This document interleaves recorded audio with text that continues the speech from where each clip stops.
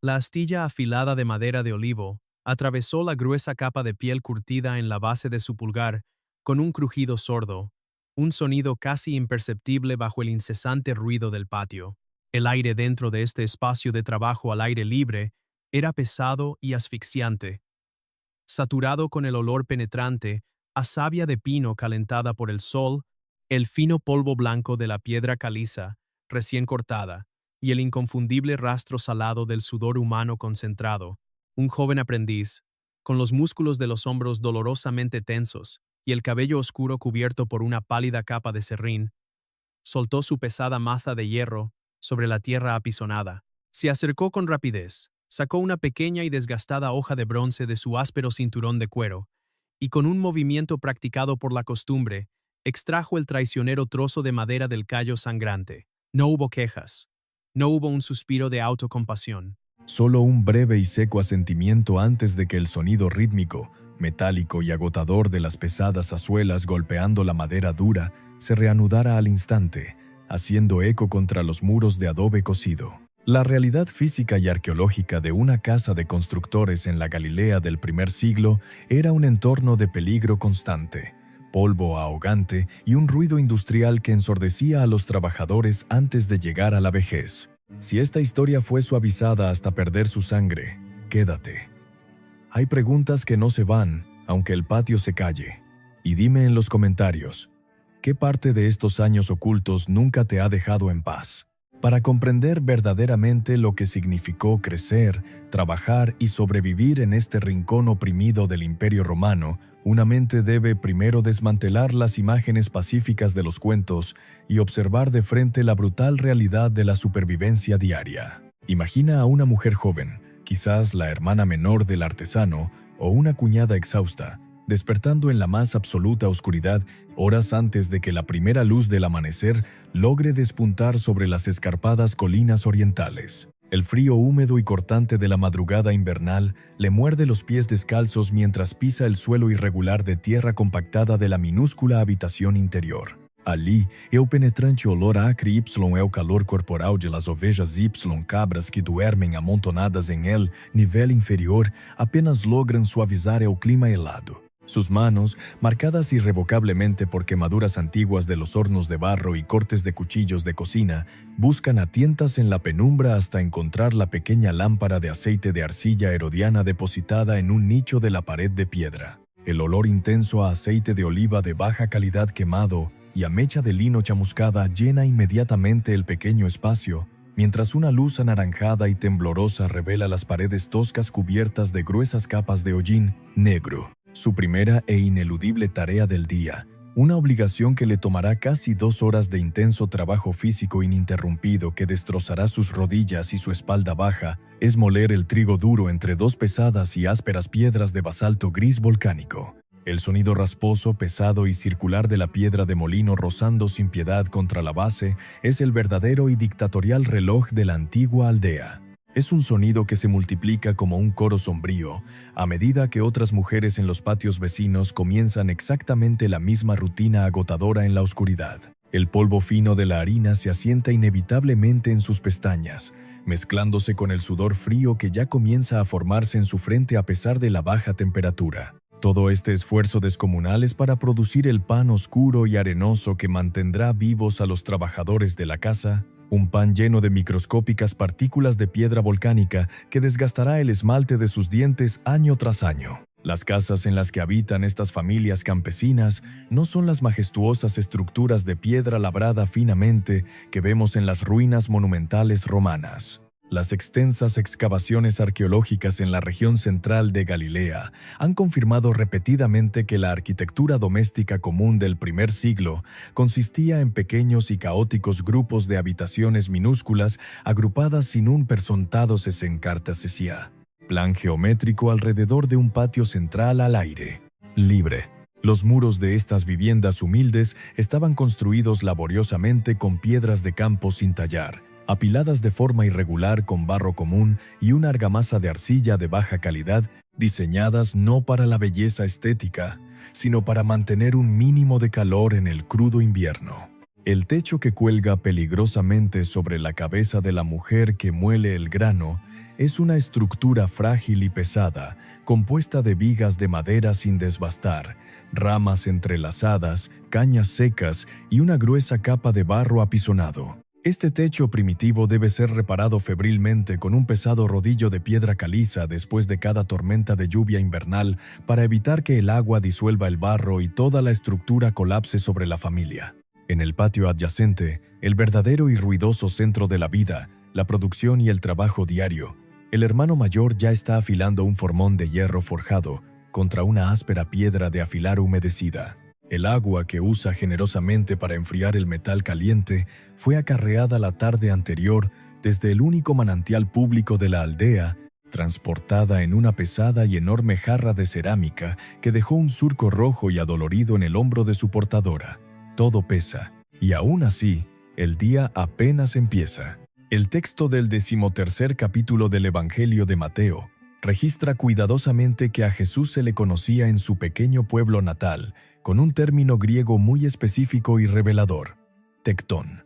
Durante innumerables siglos, las traducciones amables y las pinturas renacentistas han suavizado enormemente esta palabra para significar simplemente un humilde carpintero que trabaja en un taller ordenado, fabricando sillas ligeras o yugos de madera pulida. Pero la evidencia material acumulada en las excavaciones del Levante sugiere una realidad profesional drásticamente diferente y mucho más exigente. En el Israel montañoso del primer siglo, la madera de alta calidad era un recurso natural relativamente escaso y sumamente costoso, reservado principalmente para puertas fortificadas y vigas principales de techos. La inmensa y aplastante mayoría de la construcción civil y doméstica se realizaba en la dura y abundante piedra caliza blanca de la región. Muchos lingüistas e historiadores sostienen que un tectón en este entorno geográfico era en realidad un constructor general de fuerza bruta, un maestro de obras, un ingeniero de campo empírico que dominaba el corte de la piedra y el desbaste de la madera por igual. Las pesadas herramientas que colgaban de los muros de adobe del patio no eran solo sierras ligeras para detalles finos. Incluían pesadas piquetas de hierro forjado para fracturar la roca madre, grandes y contundentes masas de piedra para clavar cuñas de madera que luego se mojaban para expandir y quebrar los bloques, plomadas de plomo puro para alinear muros, inmensas escuadras calibradas a mano y largas cuerdas de lino tensadas. Un hombre adulto que sobreviviera en este implacable oficio durante casi 2 décadas tendría las manos completamente cubiertas de gruesas callosidades que se sentían como cuero endurecido al tacto. Sus hombros y su espalda serían anchos y densos por años de levantar bloques de piedra caliza del orden de decenas de kilos, demasiado pesados para un solo hombre. Su piel estaría profundamente curtida, arrugada y oscurecida por el implacable y violento sol del inclemente Medio Oriente. Basándose en los fragmentarios restos arqueológicos de rudimentarias terrazas agrícolas y pequeñas tumbas de fosa excavadas en la roca circundante, muchos historiadores contemporáneos estiman que la población total de la antigua aldea de Nazaret oscilaba entre 200 y 400 personas. Era un lugar claustrofóbico e íntimo donde todos los habitantes conocían el linaje exacto, las deudas financieras y los secretos más oscuros de cada familia vecina. Lucas lo resume en una línea en su 2º capítulo.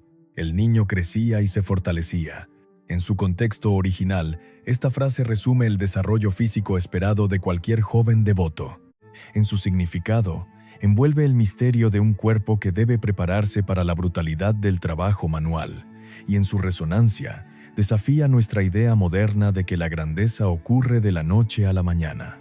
Pero en los relatos del Nuevo Testamento se abre una laguna que muchos leen como unos 18 años de silencio biográfico. ¿A dónde iba exactamente un constructor joven y altamente capacitado para ganar el denario diario cuando una aldea agrícola de 300 personas no podía ofrecer suficiente trabajo de construcción para sostener a una familia numerosa?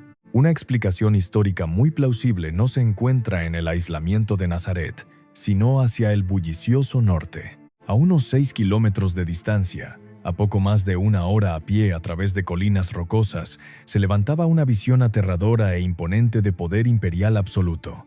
Era la floreciente ciudad de Séforis.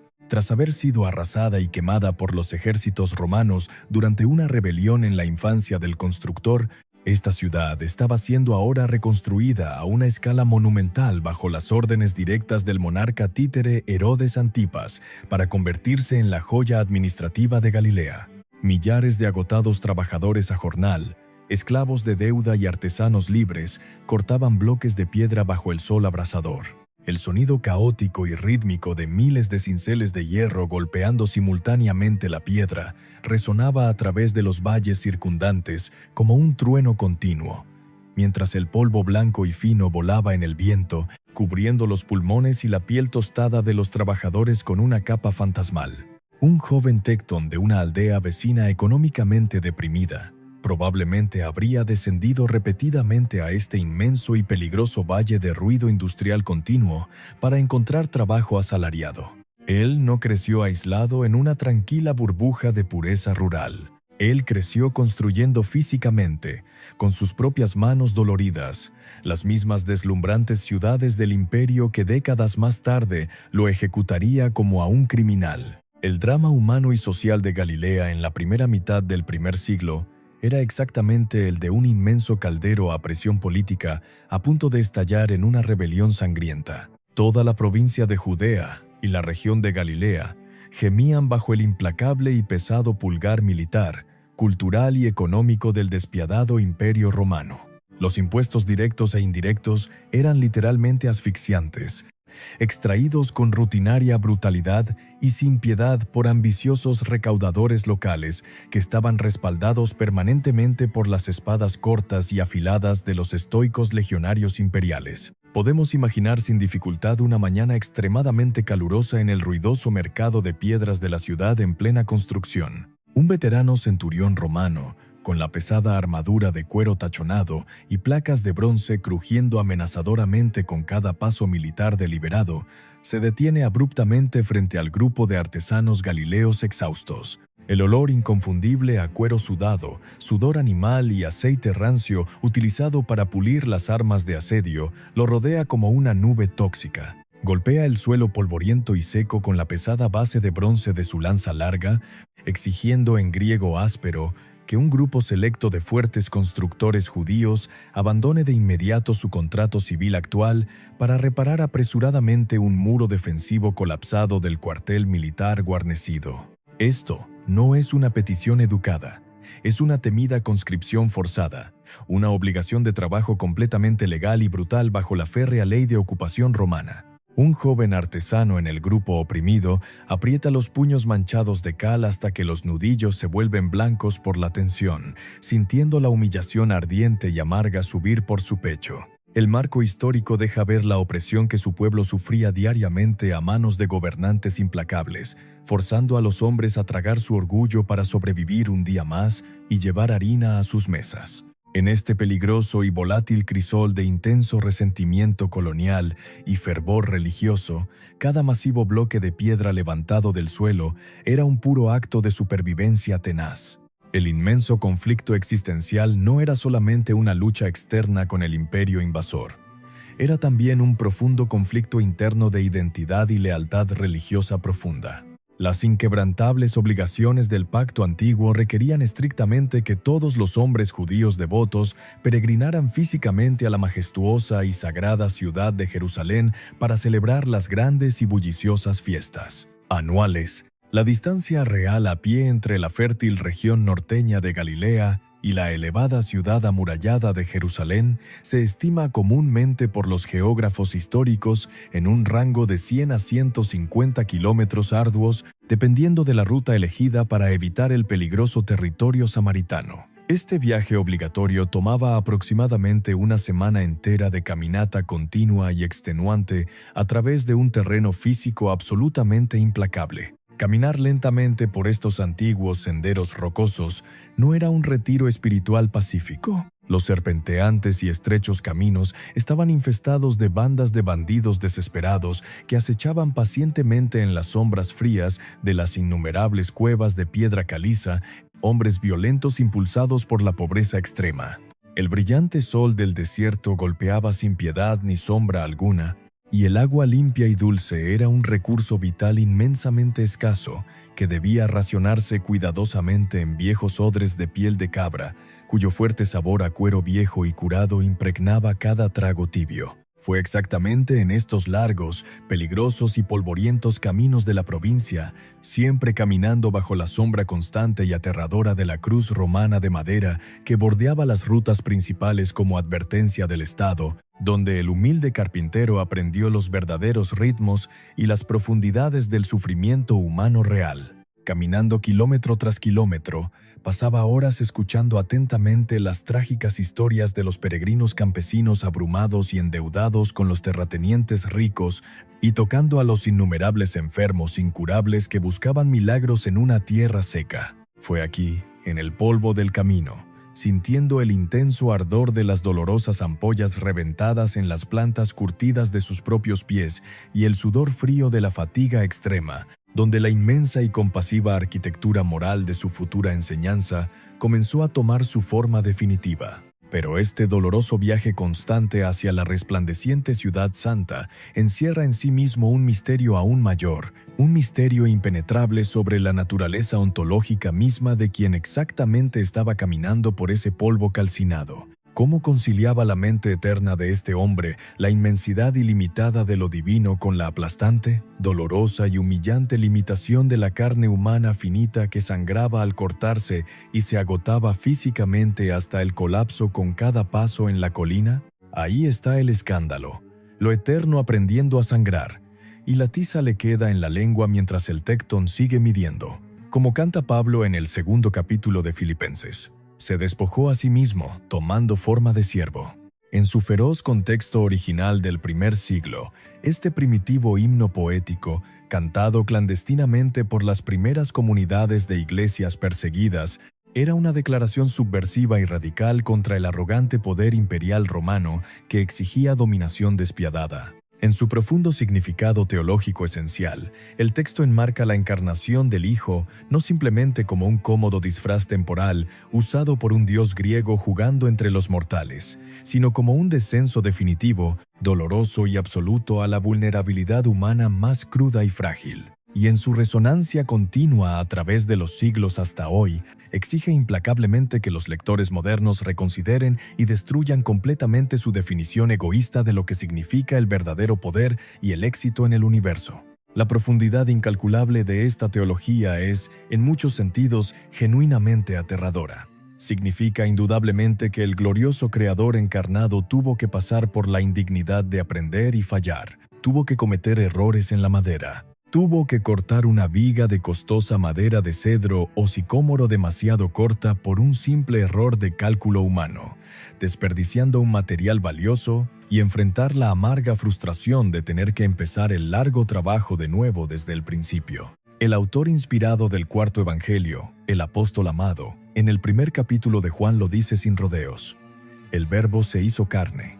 En su vasto contexto original del mundo mediterráneo, esta frase brillante e impactante unía magistralmente la elevada e inalcanzable filosofía griega del logos cósmico universal con la profunda y ensangrentada historia del tabernáculo hebreo en el desierto. En su significado teológico fundamental, declara para siempre que lo supremamente sagrado, la luz inaccesible de Dios, ya no se limita a un templo de piedra distante protegido por cortinas de lino espeso que excluyen a los impuros, sino que ahora respira activamente el polvo caliente de la calle, suda bajo el sol y llora con la humanidad rota, y en su inmensa y sanadora resonancia actual para cada generación, ofrece el consuelo insondable e inigualable de que la Deidad Suprema comprende el agotamiento humano, la depresión profunda, el dolor físico y la abrumadora soledad por pura experiencia propia, vivida en carne propia, y no por distante observación divina desde los cielos inmaculados. Esta total inmersión del Creador en la sucia y resistente materia física del mundo que Él mismo hizo altera profunda y eternamente nuestra comprensión raquítica de la paciencia. El relato nos obliga a detenernos en seco y mirar fijamente los 18 años de absoluto y aparente silencio. Fueron 18 largos, monótonos y repetitivos años de aserrar madera resistente, cargar piedras pesadas hasta que la espalda crujía, regatear el precio injusto de un trabajo menor en el ruidoso mercado y barrer laboriosamente el aserrín inútil del suelo de tierra al final de cada jornada agotadora. A veces no hay coro. Solo serrín en la lengua y una espalda que cruje. Y aún así, el día vuelve a empezar. El antiguo texto no dice en ninguna parte que el vigoroso carpintero se apresuró desesperadamente a iniciar su gran misión antes de tiempo porque estaba aburrido con la rutina de la madera. Dice claramente que esperó. Dice que obedeció fiel y humildemente los lentos ritmos del tiempo humano, de la familia humana y del arduo trabajo físico que no genera titulares ni fama mundial. A veces, la fe más profunda, genuina y resistente no se encuentra en las grandes y milagrosas victorias públicas o en la claridad absoluta y repentina de un propósito vital revelado desde el cielo, sino en la oscura, dolorosa y agonizante resistencia silenciosa requerida simplemente para levantarse de la cama al amanecer, con los ligamentos inflamados, y continuar aserrando fielmente la madera que tienes frente a ti.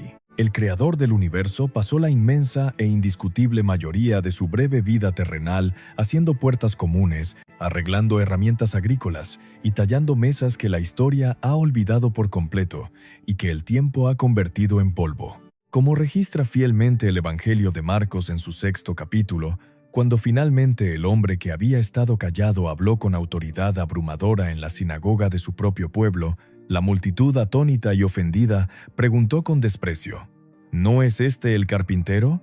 En su tenso contexto original, la aguda pregunta era un insulto directo y clasista, un intento agresivo de reducir su innegable autoridad espiritual a su bajo estatus social y a su historial de trabajo manual servil. En su profundo significado histórico para nosotros, confirma absolutamente la profesión dura, áspera y manual que él había ejercido pacientemente a la vista y el escrutinio diario de todos ellos.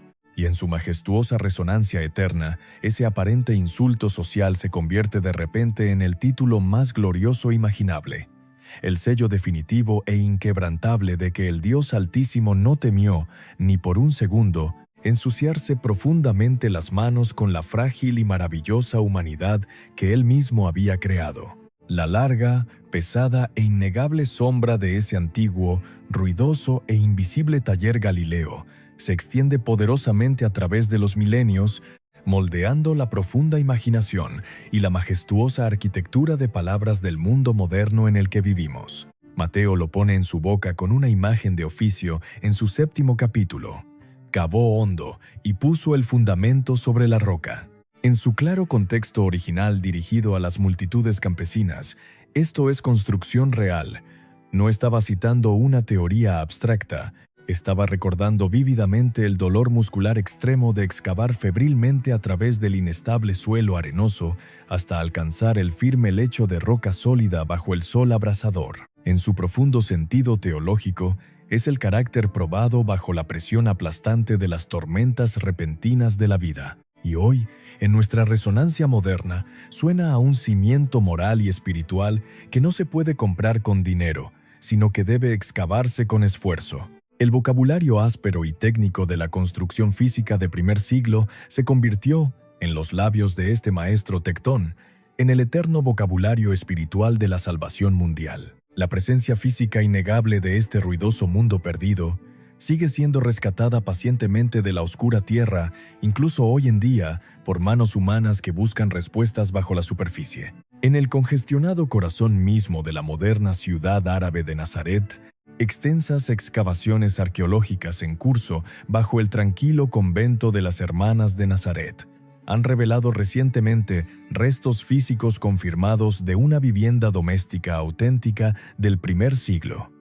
Estas antiguas paredes fueron laboriosamente talladas directamente en la dura ladera de la colina de piedra caliza blanca, un complejo modesto y funcional que está completo con pequeños patios de trabajo empedrados y cisternas de agua originales cavadas en la roca viva para retener la lluvia invernal. Una joven arqueóloga moderna, arrodillada cuidadosamente durante horas en la fría penumbra húmeda del fondo de la excavación, pasa con inmensa reverencia un cepillo de cerdas suaves y finas sobre una enorme piedra de cimiento desgastada por los milenios. Sus dedos enguantados sienten la superficie fría, pálida e irregular de la roca que fue deliberadamente cortada, golpeada y formada por vigorosas manos humanas cubiertas de polvo hace unos 20 siglos. El olor denso a tierra milenaria húmeda, minerales oxidados y tiempo antiguo e ininterrumpido flota pesadamente en el aire cerrado del subterráneo mientras ella documenta la posición exacta de un humilde y fragmentado trozo de cerámica doméstica. Hay objetos largamente discutidos en los círculos académicos. Consideremos el famoso y muy debatido osario de Santiago, una ornamentada caja funeraria de piedra caliza local descubierta en el mercado de antigüedades que lleva inscrita profundamente una provocativa inscripción en lengua aramea antigua. Muchos eruditos eminentes en epigrafía consideran altamente plausible que este inestimable artefacto haya contenido genuinamente en el pasado lejano los huesos mortales del propio hermano del modesto constructor de Nazaret. Sin embargo, otros expertos igualmente calificados cuestionan feroz e implacablemente la autenticidad de la última parte de la inscripción, argumentando que podría ser una sofisticada falsificación moderna. Un debate candente y complejo que sigue sin resolverse de manera definitiva. Hay objetos discutidos, pero la madera del taller, esa, no vuelve jamás. Debemos enfrentar este silencioso rastro histórico de piedra y polvo con una genuina y profunda humildad. Los inmensos y perfectos bloques de piedra blanca que él, con inmenso esfuerzo muscular, probablemente ayudó a levantar y asentar firmemente en los suntuosos palacios de la capital de Séforis, se han derrumbado por completo, debido a grandes terremotos y guerras. Han sido reutilizados en otras murallas y se han convertido miserablemente en montículos de ruinas cubiertas de maleza nuevamente bajo el peso aplastante de imperios invasores sucesivos. La fragante y dura madera de olivo que él cortó, midió y lijó con tanta destreza técnica en el pequeño y asfixiante patio de su modesta casa, se pudrió sin remedio y se convirtió en polvo orgánico indetectable hace casi 2000 largos años. Existe una ausencia física absolutamente total y abrumadora de su obra manual verificable en el inmenso registro material de toda la humanidad. Ninguna silla, ninguna pared, ninguna copa de madera lleva su firma tallada. Esa ausencia duele y obliga a buscar lo que construyó, no en la madera perdida, sino en las palabras que quedaron. Él fue, al fin y al cabo, un maestro constructor experto, un carpintero y cantero fuerte que finalmente, en la cima de una colina pelada fuera de Jerusalén, permitió voluntariamente que sus propias y vigorosas manos de artesano, las mismas que habían sostenido el formón y la plomada, fueran atravesadas y clavadas con gruesos clavos de hierro romano a la áspera madera de un imperio invasor. Lo hizo no por debilidad política, sino para construir un puente eterno, manchado de sangre real, sobre el aterrador e insalvable abismo oscuro de la muerte misma, la única estructura en el vasto cosmos que el tiempo feroz y la pudrición de la tumba jamás podrán destruir. El pesado y mellado martillo de hierro descansa ahora silenciosamente sobre el desgastado banco de trabajo de madera, enfriándose lentamente en el aire denso y polvoriento del atardecer que cae sobre el pequeño patio de Nazaret. La astilla afilada de madera de olivo yace olvidada y manchada de rojo oscuro en el fino polvo gris de piedra caliza que cubre por completo el suelo irregular y compactado por años de pasos lentos y cansados. El aire quieto dentro de los estrechos muros del taller Galileo sigue siendo pesado y asfixiante, reteniendo obstinadamente el rastro orgánico del sudor acumulado tras un día entero de esfuerzo muscular implacable y calor castigador. El joven aprendiz en la esquina, limpiando apresuradamente sus propias herramientas gastadas de bronce, observa en completo silencio cómo el fuerte y callado Tecton se lava cuidadosamente la sangre ya casi seca e incrustada en las dolorosas fisuras de la base de su pulgar herido. Vierte un poco de agua fría, escasa y preciosa de la pesada jarra de arcilla redonda, permitiendo que el líquido fresco corra lentamente por la profunda red de gruesas y curtidas callosidades de su palma manchada de serrín, cayendo finalmente en oscuras, pesadas y redondas gotas sobre la sedienta tierra seca a sus pies descalzos. Durante siglos enteros, Los deslumbrantes templos y los opulentos palacios construidos por reyes mortales habían intentado desesperada y vanamente contener y encarcelar la inmensidad de lo divino detrás de fríos y perfectos bloques de mármol blanco escondidos, tras inmensas cortinas de lino teñido, prohibiendo el acceso a los hombres impuros y sudorosos. Y ahora, en este crepúsculo polvoriento y ruidoso, la mismísima e incomprensible fuerza cósmica que respira y sostiene cada átomo del universo está simplemente parada aquí, frotando paciente y dolorosamente la suciedad y el sudor de sus propias pequeñas heridas físicas bajo un frágil e imperfecto techo de cañas. Y tal vez, por primera vez en la historia de la humanidad, el trabajo ordinario, el dolor de espalda y la madera astillada dejan de parecer un vacío castigo para convertirse en el mismo lugar donde el cielo decidió habitar. El agua oscura desapareció en la tierra. Cuéntame abajo, ¿qué detalle te cambió la mirada? Y si quieres seguir excavando, nos vemos en el próximo umbral.